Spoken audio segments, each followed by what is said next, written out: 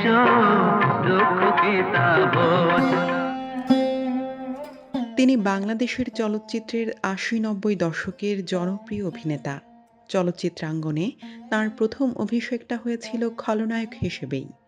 তবে সময়ের ব্যবধানে নিজেকে প্রতিষ্ঠিত করেছিলেন দেশের সবচেয়ে জনপ্রিয় নায়কদের একজন হিসেবে। বিশেষ করে অ্যাকশন নায়ক হিসেবে বাংলা চলচ্চিত্রে আজও তিনি কিংবদন্তি অভিনেতা হয়ে আছেন। বলছি জসিমের কথা। কোনো ক্ষমা নেই। তোমার ওই বেয়াদব ছেলে আজ আমার সঙ্গে মাজারের সামনে বেয়াদবি করেছে, আমার চোখের উপর চোখ রেখে কথা বলেছে। ওর চোখ আমি উপড়ে ফেলবো।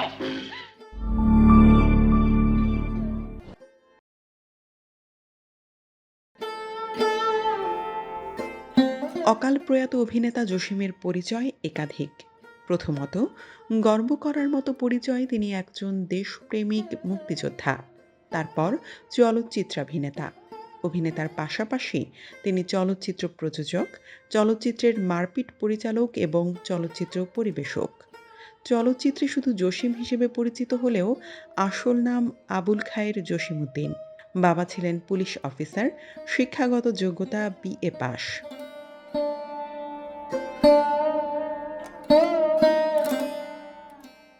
জসিমের জন্ম ১৯৫০ সালের ১৪ আগস্ট ঢাকার নবাবগঞ্জের বক্সনগর গ্রামে। ভালোবেসে বিয়ে করেছিলেন দেশীয় চলচ্চিত্রের সুঅভিনেত্রী সুচরিতাকে। অবশ্য তাদের সংসার বেশি দিন টেকেনি। আবারও তিনি বিয়ে করেন বাংলাদেশের প্রথম সিনেমা মুখ ও মুখোশ এর নায়িকা পূর্ণিমা সেনগুপ্তার মেয়ে নাসরিনকে। জসিম নাসরিন দম্পতির ৩ ছেলে, এ কে রাহুল, এ কে রাতুল এবং এ কে সামি। বাবার পথ ধরে অভিনয়ে নাম লেখাননি তাঁরা, কাজ করছেন সঙ্গীত জগতে। ৩ জনই যুক্ত ব্যান্ডের সঙ্গে।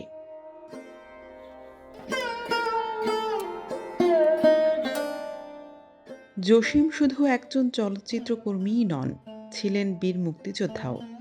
পর্দায় শোষিত, বঞ্চিত, নিপীড়িত মানুষের প্রতিনিধিত্ব করলেও বাস্তবেও সে ধারা অক্ষুণ্ণ রেখেছিলেন।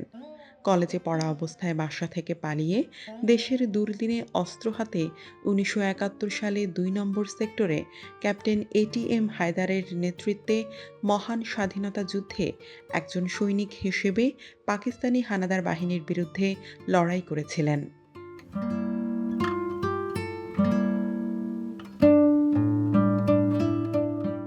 জসিম চলচ্চিত্রের উন্নয়নে সোচ্চার ছিলেন এবং দেশীয় চলচ্চিত্রের ভবিষ্যৎ নিয়ে সবসময় ভাবতেন। জসিমকে বলা হয় একজন সফল প্রযোজকও। তিনি তাঁর বন্ধুদের নিয়ে গড়ে তোলেন চলচ্চিত্র প্রযোজনার প্রতিষ্ঠান জ্যামস প্রোডাকশনস প্রাইভেট লিমিটেড, যারা সেই মান্ধাতার আমলের প্রযুক্তিকে জয় করে দারুণ সব দৃশ্য পর্দায় যুক্ত করে বাংলাদেশের বাণিজ্যিক চলচ্চিত্রে যেমন একটা বিপ্লব এনেছিলেন, তেমনি অসংখ্য জনপ্রিয় ও সুপারহিট অ্যাকশন ছবি উপহার দিয়েছিলেন। এই প্রযোজনা প্রতিষ্ঠান থেকে নির্মিত হয় অনেক ব্যবসা সফল চলচ্চিত্র, যার মধ্যে রয়েছে দোস্ত দুশমন, বারুদ, ওস্তাদ সাগরেদ, জনি, আক্রোশ, হিরো, ভাইজান, কাজের বেটি রহিমা, মাস্তান রাজা, বাংলার নায়ক, কালিয়া, গরিবের ওস্তাদ প্রভৃতি।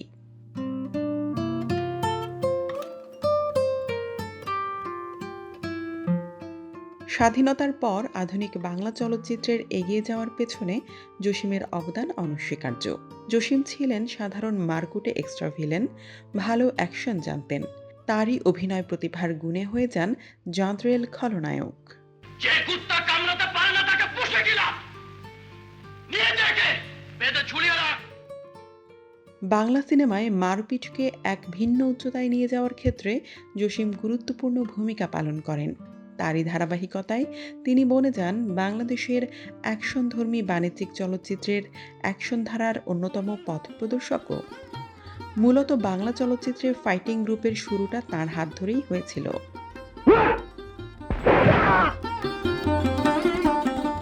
বলা হয় ঢাকাই চলচ্চিত্রে জসিমই প্রথম মারপিটের সূচনা করেন। চলচ্চিত্র বিষয়ক লেখক লিয়াকত হোসেন খোকন বলেন, জসিম যখন ফিল্মে যোগ দেন তখন থেকেই ঢাকায় হিন্দি ছবির কাহিনী চুরি করে ছবি নির্মাণের হিড়িক পড়ে গেল। জসিমকেও ওই সময় বেশ কিছু নকল ছবিতে অভিনয় করতে হয়েছিল। তা সত্ত্বেও প্রতিভা গুণে জসিম একটা ভিন্ন ধারা সৃষ্টি করেছিলেন।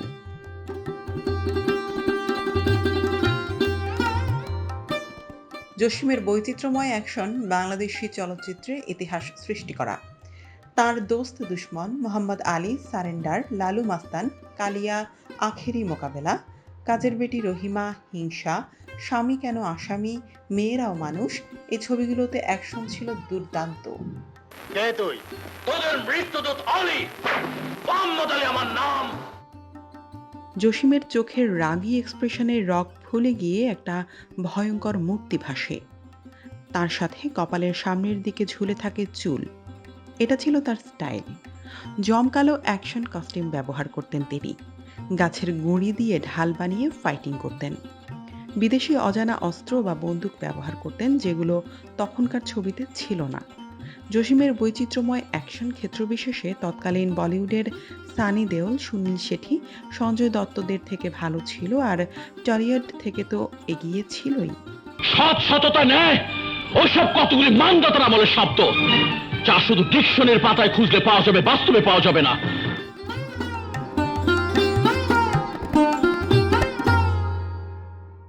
আমাদের বড়রা বলতেন জসিমের এক একটা ঘুষি নাকি 5 সেরি ওজনের। একবার যার গায়ে পড়বে তার উঠে দাঁড়ানোটা মুশকিল। জসিমের ঘুষির সাথে মুখের আওয়াজও আসে, আর ওই ধ্বনিটা তো আসে মুখ থেকেই। এটা ছিল তার নিজস্বতা।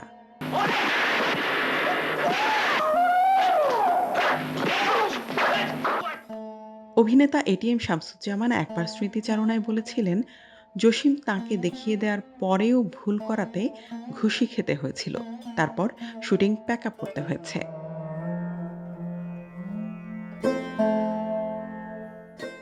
বাণিজ্যিক ছবির সব ধরনের গল্পতেই জসিম ছিলেন একজন পরিণত শিল্পী তথা নায়ক। গল্প, গান, অ্যাকশন সবকিছুতেই ফাটাফাটি। তার গল্পে পরিবার থাকতো, রাজনীতি থাকতো, আনন্দ থাকতো, হতাশা থাকতো।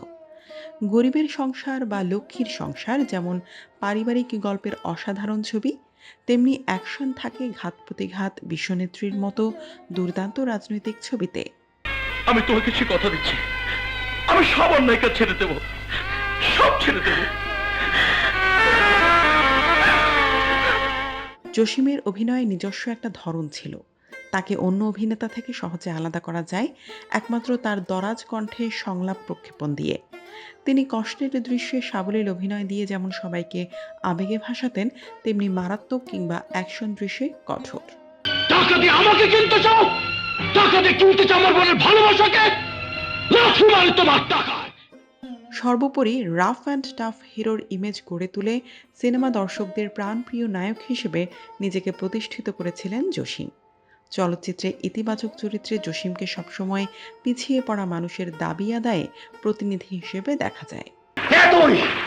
তোদের বাপের বাপ লালু কোন বাপের বেটা আছে আমি বেঁচে থাকতে এই বস্তি ভাঙতে পারে?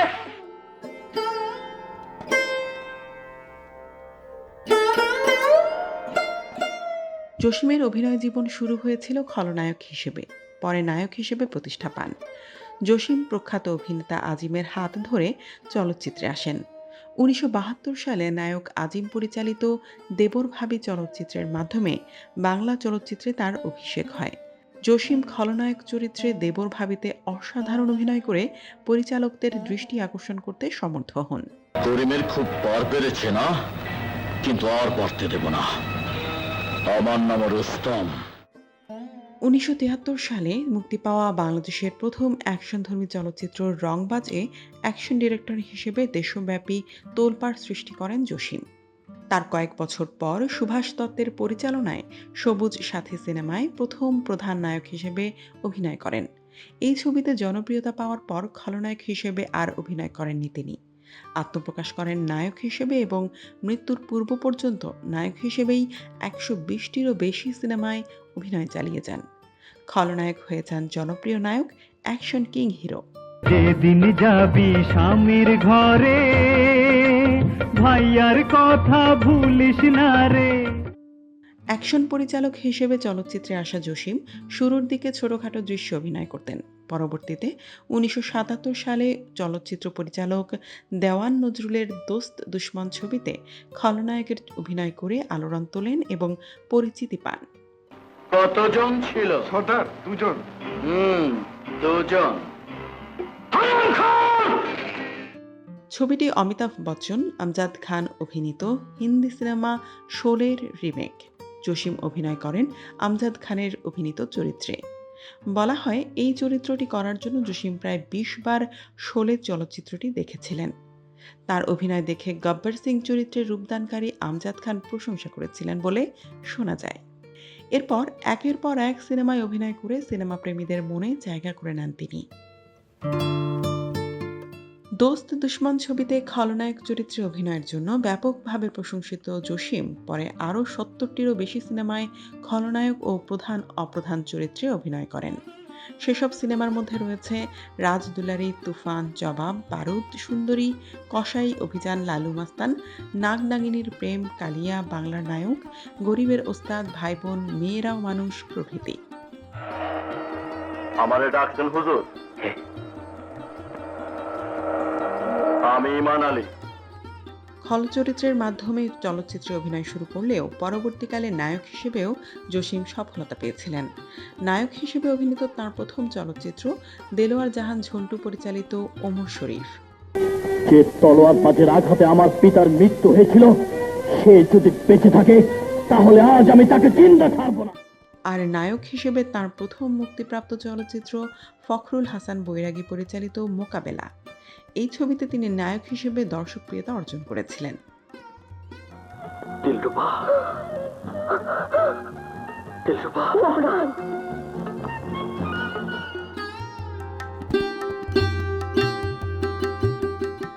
আশির দশকের সকল জনপ্রিয় নায়িকার বিপরীতে অভিনয় করেছেন জসিম। নায়িকা রসায়ন জমত, বিশেষ করে শাবানা, নূতন, নাসরিনের সাথে। পর্দায় ববিতা ও জসিমের রসায়নও ছিল একটু অন্যরকম। অবাক করা বিষয় হলো, ববিতা জসিম একে অপরের বিপরীতে অভিনয়ের আগে সুন্দরী সিনেমায় ছিলেন বাবা মেয়ে। বাবা, তোমার কাছে নাকি টাকা পায়, দেও না কেন? আমি এর আগে অবশ্য ভিলেন চরিত্রে জসিমকে পেয়েছিলেন ববিতা। তারপর দুজনে নায়ক নায়িকা চরিত্রে অনেকগুলো সিনেমায় অভিনয় করেছিলেন। নায়ক হিসেবে আত্মপ্রকাশ করার পর নওজোয়ান, নবাবজাদি, নিশান ইত্যাদি ছবিতে জসিমের বিপরীতে নায়িকা চরিত্রে কাজ করেন ববিতা। অবশ্য এসব ছবিতে নায়ক নন, ভিলেন ছিলেন জসিম। এসো না।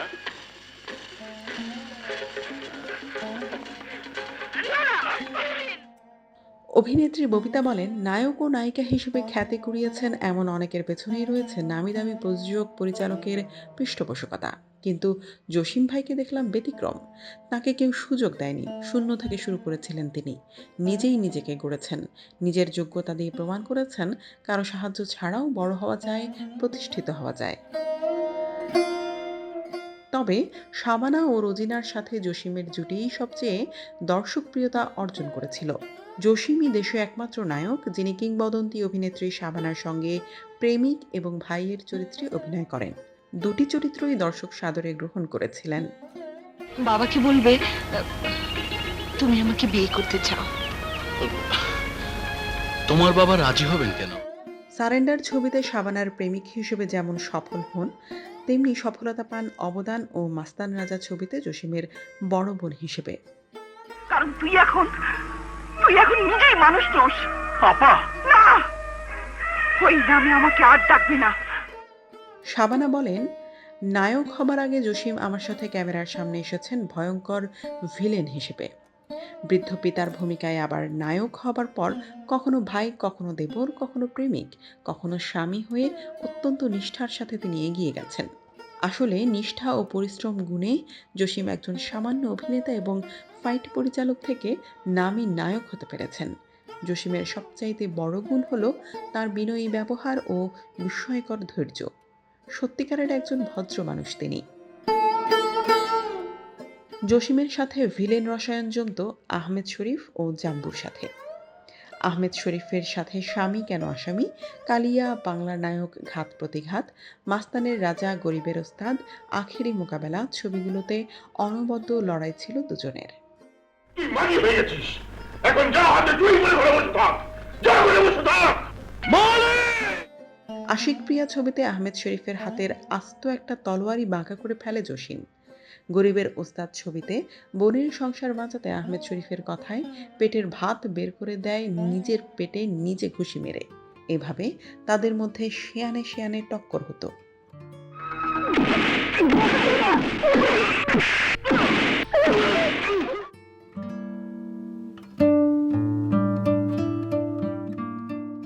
জসিমই আবিষ্কার করেছিলেন অভিনেতা রিয়াজকে। 1994 সালে রিয়াজ চাচাতো বোন ববিতার সাথে বাংলাদেশ চলচ্চিত্র উন্নয়ন কর্পোরেশনে ঘুরতে গিয়ে জসিমের নজরে পড়েন। জসিম তখন তাকে অভিনয়ের প্রস্তাব দেন। 1995 সালে জসিমের সঙ্গে বাংলার নায়ক নামের একটি ছবিতে প্রথম অভিনয় করেন রিয়াজ। জসিম শুধু শিল্পীই চিনতেন না, একজন উদার প্রকৃতির মানুষও ছিলেন। জানা যায় একজন পরিচালকের শেষ বয়সের খরচ যোগাতেন জসিম। নিয়মিত তাঁর বাসায় খোঁজ খবর রাখতেন এবং আর্থিক সাহায্য করতেন।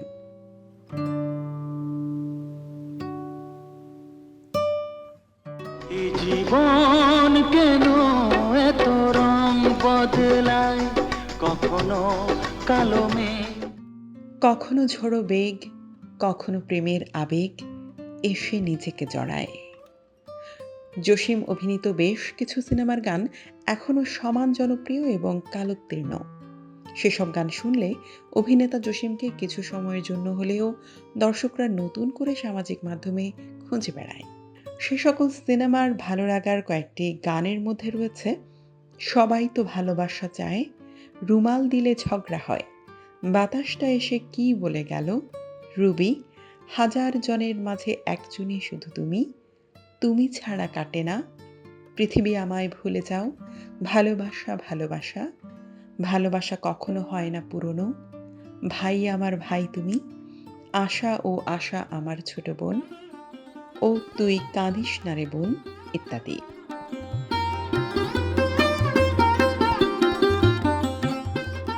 পুরো অভিনয় জীবনে জসিম প্রায় 200 সিনেমায়, মতান্তরে প্রায় 3 শতাধিক সিনেমায় অভিনয় করেছেন।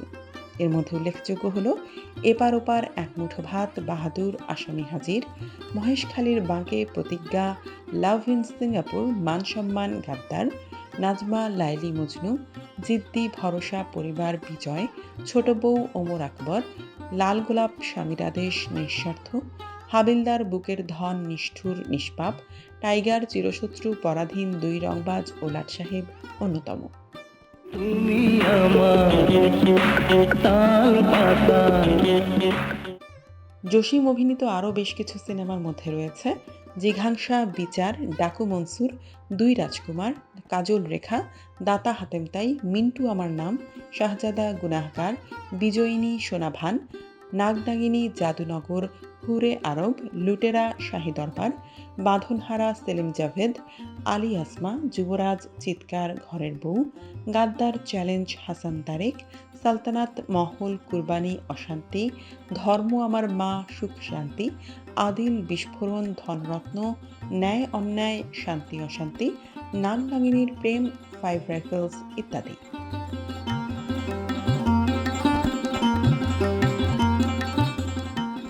উনিশশো 1998 সালের 8ই অক্টোবর মাত্র 48 বছর বয়সে মস্তিষ্কে রক্তক্ষরণজনিত কারণে পরলোক গমন করেন জসিম। বিএফডিসিতে তাঁর স্মৃতির স্মরণে মুক্তিযোদ্ধা চিত্রনায়ক জসিম ফ্লোর নামে একটি ফ্লোরের নামকরণ করা হয়। একজন জসিম তাঁর কর্মে ভালোবাসায় বাংলাদেশের চলচ্চিত্রে আজীবন বেঁচে থাকবেন, হয়ে থাকবেন গর্বিত অধ্যায়।